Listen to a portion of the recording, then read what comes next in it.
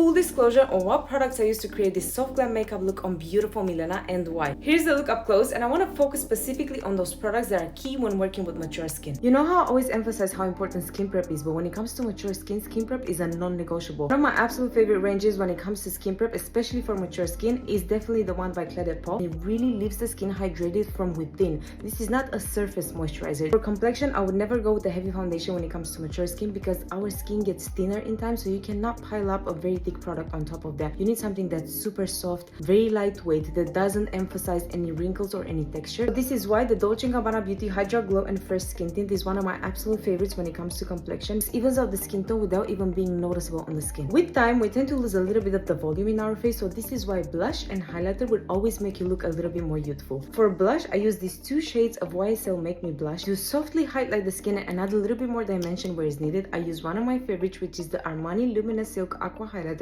This has such a thin texture. There was a lot of conversation when it comes to the Givenchy Prisma Libre powder changing its formula. For me personally, I believe that this talc-free formula is absolute perfection when it comes to mature skin. It's undetectable on the skin. If you use just a little amount, don't add too much because this is where I feel like it can go wrong. I'm not sure if you ever thought about that, but even our eyelids tend to get a little bit thinner with time. So this is why for eyeshadow, I love a formula that's very finely melled and very thin, not the ultra pigmented eyeshadow. This is the YSL Couture Color Clutch and it has the perfect formula for that, and it's also super easy to blend. Last but not least, the lip combo. You already know I love my Anastasia Beverly Hills formula. This is the shade Rosewood, and if you want a matte lipstick that doesn't feel like one, which means it doesn't feel drying on the lips, go for the Dolce & Gabbana Beauty My Comfy Matte Lipsticks. I hope you learned something new, and let me know which is the next look that you would like for us to have a full disclosure on.